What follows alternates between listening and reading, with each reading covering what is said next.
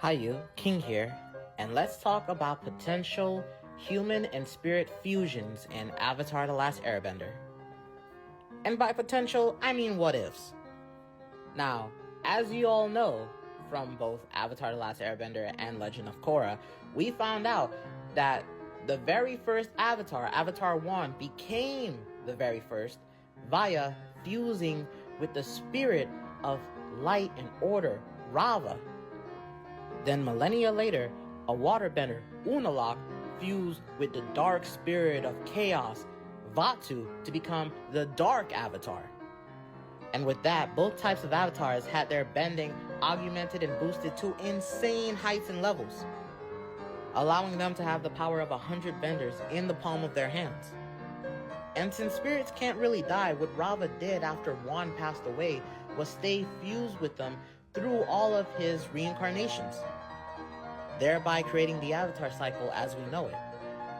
And what made the regular avatar different from the dark avatar was Rava was used to hold the other bending abilities since Wan couldn't hold them within himself by himself.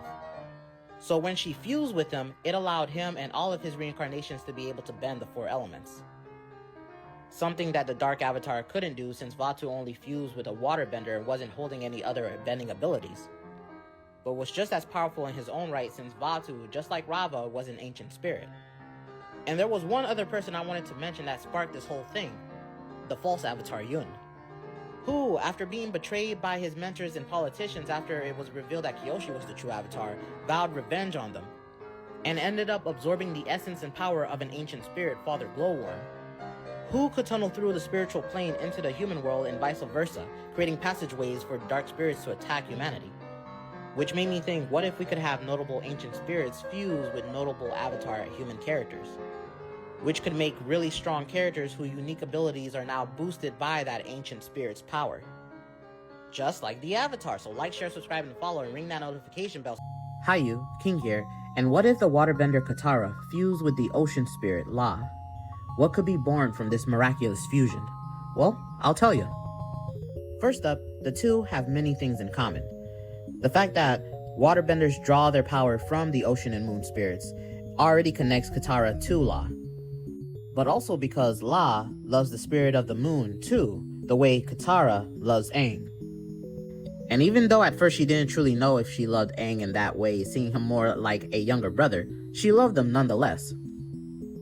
And both are nurturers, like how the ocean spirit La nurtures all the life on the planet. Is similar to how the motherly Katara, especially through her water healing, nurtures the people around her. And as to how the both could be fused into one avatar, I could see the events of book 1 happening, but in an alternate reality where things were a little different. And for those different reasons, instead of Aang melding with the ocean spirit, it was Katara instead, creating in its absence as a substitute, the life avatar, which I believe would look similar to Katara's persona as the painted lady spirit, with those face paint markings acting as a symbol of her being a human spirit hybrid like the avatar. And I can see her as this new life avatar being exceptionally powerful, of course. I mean, with her having the ancient spirit of all oceans residing within her, it would make sense that her waterbending abilities would transcend what waterbenders would even think was possible, allowing her to waterbend at levels that only avatars in the avatar state have ever made it possible of doing. And I could also see her water healing ability skyrocketing, with her being able to heal towns worth of people with sudden rain. I also think it'd be cool if she could manifest glowing koi fish shaped water around her arms whenever she would go into battle, sort of as a stylish signature of hers, paying reference to the ocean spirit residing within her. But what are the reasons that could lead to this unique and bizarre fusion? Well, I'll say similar events would occur with Zhao taking and killing the moon spirit. But for something that could be different is this time around Azula came with him, lying in wait until it was the perfect time to strike and kill the avatar in front of Katara, who was tragically heartbroken over this. And with that, her emotional state synced up with the moon spirit La after he lost his beloved other half, allowing for a fusion between them to be possible. And while the life avatar was being born, the events that would lead to Yue becoming the moon spirit would occur the same way it did in the original reality. Except this time around, instead of unmelding because of this, Katara and La, in this new reality, would realize that in the now absence of the Avatar, a new Avatar would have to take their place.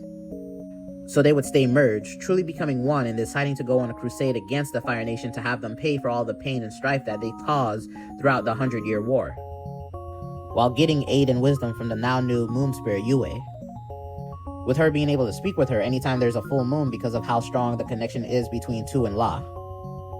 Which is great for Sokka, by the way, who fully supports his newly empowered Avatar sister on her journey. As for Katara though, even though she will still carry her nurturing side, helping people the way she does in the original reality, she would carry a bitterness with her, specifically towards any Fire Nation people, that would lead to her showing no mercy whenever she runs upon them, making her similar to Hama in that case, and will make her entirely impossible to beat once she learns bloodbending as well as the life avatar. Like, share, subscribe, and follow. Avatar human spirit hybrids. As we all know, when a spirit and human combine, their power is unlike anything the Avatar world has ever seen.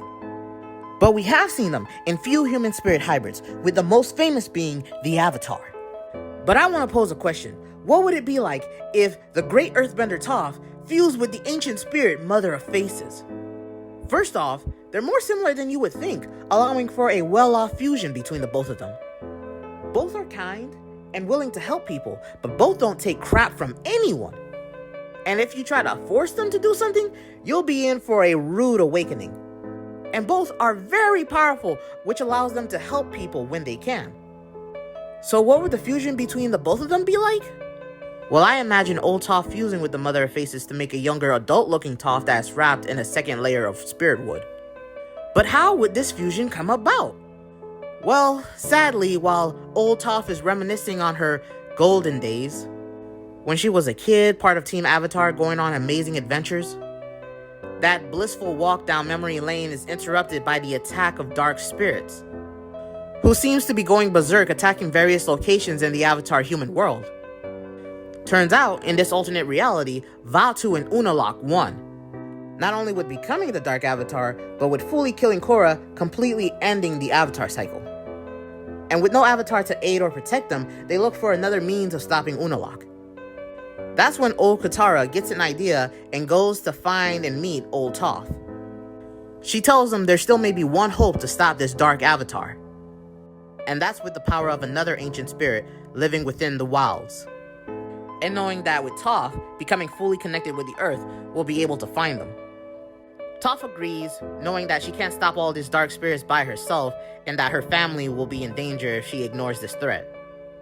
So Katara proceeds to tell her about the Mother of Faces, an ancient spirit that Team Avatar met after Toph left to start up her metal bending school, and that her power as an ancient spirit might be enough to stop Vaatu if they're able to fuse them with a powerful bender to create a new Avatar. So with that info, Toph then proceeds to go and locate where the Mother of Faces could be, and after finding her whereabouts, then heads to meet her by herself, believing that the bender that the Mother of Faces should fuse with should be her, since no other bender, as she believes, could beat her at her old age. She talks with the Mother of Faces, and they immediately realize how similar they are to one another, as well as how serious the threat is that the Dark Avatar Unalaq poses on both worlds. So after convincing her, the Mother of Faces agrees to fuse with Toph, creating the new Avatar, the Motherly Avatar, who not only now has her earth and metal bending boosted to beyond its zenith, but now also has an army of spirit faces that she can implant onto people, places, and things to control them. And with being able to even create giant golems out of earth and metal, she might honestly be the last hope the Avatar world has against the Dark Avatar Unalaq. Like, share, subscribe, and follow for more. What if Sokka and the spirit Wan Xing Tong had fused to create the Wise Avatar? We all know through the franchise and the novels that humans and spirits can fuse together to become something much more powerful. So what would a Sokka and Wan Xing Tong fusion be like? Well, first off, I feel it would be perfectly balanced because Wan Xing Tong and Sokka as individuals are pretty much alike. They can be arrogant at times, and sometimes be humbled at times, admitting to not knowing things that make them look, ignorant. But they're always learning, and they use that knowledge to shape who they become. And it's true, Wan Xing Tong has a disdain for humans, similar to how Sokka once had a disdain for the Fire Nation. So I pose, why not put this fusion in an alternate universe? Example, what if Sokka and his sister Katara never found Aang? Instead, some Fire Nation soldiers, low on supplies on their boat, would sail by their village and raid it, pushing around the so-called warriors who are unable to do anything against their firebending. It would trigger Katara's PTSD on what happened to her mother and cause her to waterbend to try and save her people. But with being an amateur with it, she would easily be defeated and captured, prompting Sokka to travel the world to try and find his sister to bring her back. This would lead him into finding out about Wan Ching Tong's library, and realize the secret to not just freeing his sister but defeating the overall Fire Nation would be there.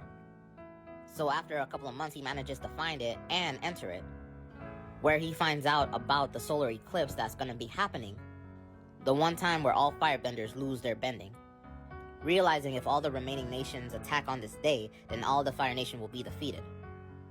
But he comes face to face with the spirit Wan Ching Tong, the one who knows 10,000 things, who is sick and tired of humans abusing his knowledge for warfare and is going to slay Sokka where he stands, until Sokka poses a Pai Sho game with a spirit contract where the loser gets absorbed into the winner. And the only reason Wan Ching Tong agrees to this is because Sokka tricks him into thinking he knows where the Avatar is hidden, with Wan Ching Tong arrogantly thinking he's gonna win. But thanks to the secret Pai Sho techniques he learned in the library that were done by Avatar Kuruk and the false Avatar Yun, absorbing the spirit Wan Ching Tong within his being, Sokka becomes the new Avatar of Wisdom, gaining a face design similar to his Water Tribe war paint. Sokka, now as the Wise Avatar, gains all the power and resources Wan Ching Tong once held, like the loyalty and aid of his Truth Seekers, who are dog-like spirits who are tasked with gaining information from around the world. I could see Sokka using them to gain strategic intel on the Fire Nation, or viciously attack soldiers like attack hounds. I could also see in his own version of the Avatar state, Sokka sprouting out wings to be able to fly and gain aerial advantage against his enemies, along with gaining Wan Ching Tong's 10,000 pieces of information. You gotta know that some of that information will be how to fight with various weapons or how to chi block to take away bending from people, allowing Sokka, who originally had no powers, to become one of the strongest and wisest avatars. That's why he's the Wise Avatar. For more human spirit fusions, like, share, subscribe, and follow. What if Fire Princess Azula fused with the dark spirit Koi? What type of powerful abomination could be made out of that creepy, twisted combination? Well, let's talk about that. First up, both of them are very similar, so it would be balanced. Azula's mom crazy, Koi's mom crazy. They're both obsessed with revenge, so they hold grudges indefinitely. And both definitely inspire fear, with Koi getting his many victims through manipulating their emotions, the exact way Azula can manipulate people, push buttons to get what she wants. And even though these two have never met, I feel it could be possible in a what-if reality, based around what happened in the comics after the series was over. Like, Azula had escaped just to try and find her mother, blaming her for her turning out the way she did. I pose, what if Azula, in search for her mother, found herself lost in the spirit world? Like, she was just looking in some dark forest and just accidentally stumbled through a portal into the spirit world. You might say it's crazy, but it happens in the Avatar world. And in the spirit world, where things are based around emotions and feelings, I think Azula would find herself constantly fighting spirits that were turning into dark spirits because they were around her super negative emotions, and having to survive until she comes face to face with the dark spirit face stealer Koi. Where there, Koi would immediately try to go for her face, but stop himself in realizing that this person is somehow connected to the Avatar. Not just that, but blames the Avatar for all the terrible things that have happened to her and for her brother beating her. Also seeing somewhat of a kinship, as she also blames her mother and is obsessed with finding her. The same way Koi is obsessed with finding the mother of faces, as they are his mother. And in realizing they have so much in common, Koi decides to make a deal with Azula. If she allows him to become one with her, he promised that both their powers combined will allow them to achieve both of their goals. Azula accepts this, turning even more twisted, becoming the Mad Avatar. Her already destructively powerful firebending becomes even more powerful. And as a bonus, gains the power of Koi to disguise herself in many faces that Koi has stolen in the past. And with that, she decides to disguise herself with a blue mask face, similar to the one that Zuko used to don on when he was disguising himself as the Blue Spirit. And with the added ability to steal faces, she goes on a one-woman crusade to take vengeance upon, burning to ash anyone who betrayed her in the past, or at least she felt betrayed her. Making this other theoretical world of Avatar fear the name Mad Avatar. Azula, born a monster, lived as a monster, and now forever in myth and legend be a monster. This is the story of her as the Mad Avatar. Avatar human spirit hybrids. As we know, it is possible for a human and a spirit in the Avatar world to combine as one to become even more powerful than either or individual alone. And such occurrence led to the creation of the Avatar, the most powerful human spirit hybrid. But I thought it'd be fun to bring about another kind, with a fusion being a byproduct of the Red Lotus leader Zahir and the spirit General Old Iron. Now both are very absolutist in their mindset, but hold spirits to a high regard, with the only differences being that General Old Iron hates humans and Zahir believes humans should govern themselves instead of electing leaders and politicians to do so. But both really hate the Avatar for getting in their way, for which that could be the point for where they can align and for a fusion to come about, allowing for the creation of an Avatar free from the restraints of both the human and spirit world, the freest Avatar. But what could be the events that could lead to such a being coming about? Hold on a moment, I'ma tell you. This story will take place in an alternate reality, where after Zahir lost in his attempt to take out the Avatar permanently, he would be in prison again, but he would still have his airbending abilities, and he would spiritually project his spirit self into the spirit world to find and commune with General Old Iron, where he would convince him into coming to aid him to stopping the Avatar, destroying them, and creating a new world. A world where humans govern themselves and there are no leaders, but also one where spirits can roam freely wherever they like and dominate whoever or wherever they so choose. General Iron agrees, appears in the human world to free him from captivity. Then they both find a way to fuse, becoming the freest Avatar. So after that, not only would Zahir have the power of airbending and flight, but those abilities would be boosted to 100 times their normal power level thanks to General Old Iron residing in his body. And as a bonus because of that, he'll also be able to summon forth General Old Iron's giant armor to do battle with armies of nations opposing his beliefs. All of this to permanently take out the Avatar and create a free world. Like, share, subscribe, and follow.